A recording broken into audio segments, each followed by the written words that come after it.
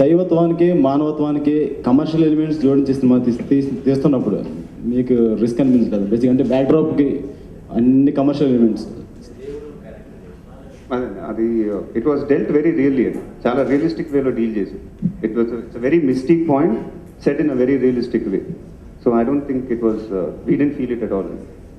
ఈ సినిమాలో మీరు కొన్ని పదాలు ఉపయోగించారు, బయ్యా అనేది ఒకటి, బంగారం అనేది. సో అవి మీరు క్రియేట్ చేసుకున్నారా త్రివిక్రమ్ గారి సిస్టమ్? త్రివిక్రమ్ భయ్యా అనేది సార్ మీరు బంగారం అండి, బంగారం త్రివిక్రమ్ గారి అన్ని ఆయన అంటే చాలా ఇంప్రూవైజ్ చేశాను, చాలా ఎక్స్టెంపులో వేసిన మాటలు అవన్నీ.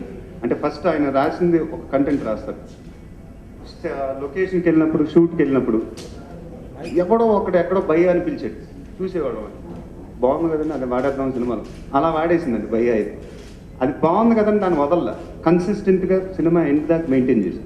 ఇంటర్వ్యూలో కూడా ఒకరిని కొట్టేటప్పుడు నొప్పిగా ఉందా భయ్యా అంటాడు ఒక విలన్లో. That was very new and very difficult to do things. అస్సలు పోకిరి దీనికి సంబంధమే లేదండి, అస్సలు సంబంధం లేదు సార్, టోటల్గా డిఫరెంట్ అని నేను అనుకుంటున్నాను.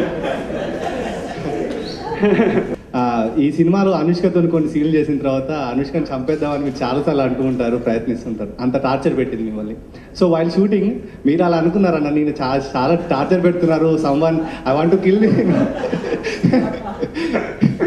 లేదండి, అనుష్క గారు ఎంత పెద్ద స్టార్ అందరికి తెలుసు. But at the same time she's very very down to work, very very comfortable to work with. ఆ అమ్మాయి సెట్లో ఉంటే ఒక హీరోయిన్ ఉందని ఫీలింగ్ ఉండేది కాదు.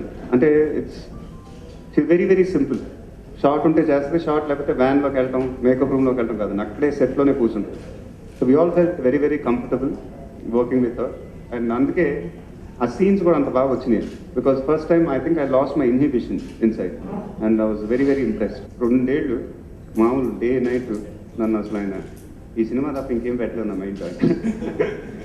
ఎవ్రీ డే అంటే గౌతమ్ ఈవినింగ్ 5:36 ఆడుకోవడానికి క్లబ్కి వెళ్తాడు, Jubilee's club. So that's the time Trivikram will come to my house.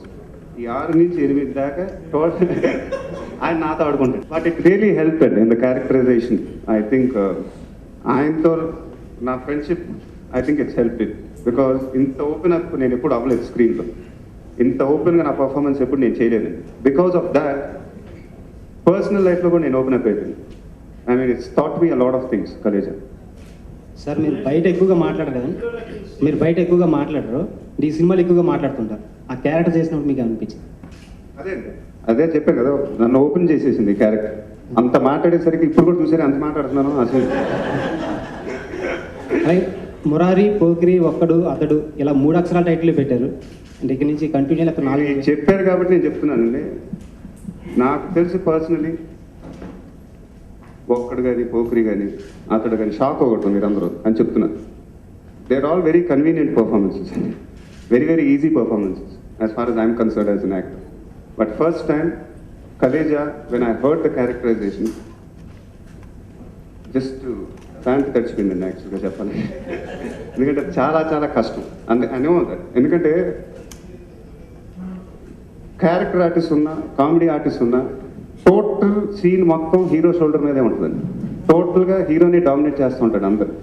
అది నాకు తెలిసి చాలా కష్టం. And I think we కమ్అట్ with flying colours because next 3 అక్షరాలు నేను ఫాలో అనండి. నాకు అసలు యాక్చువల్గా తెలుగు చదవటం రాదు, ఎన్ని అక్షరాలు లెటర్స్ చూసి చదువుతాను. So it just happens like that. Sir మీది అంటే సెంటిమెంట్స్ కొద్దిగా ఎక్కువ, 9 సెంటిమెంట్ ఎక్కువ అంటున్నారు. ఈ టైటిల్లో కూడా 9 పెట్టారని చెప్పి ఒక టాక్ ఉంది, 4+3+2 అని. అది కరెక్ట్? కాలో 4, లేలో 3. అది నాకు అసలు అవన్నీ తెలియదండి బాగా.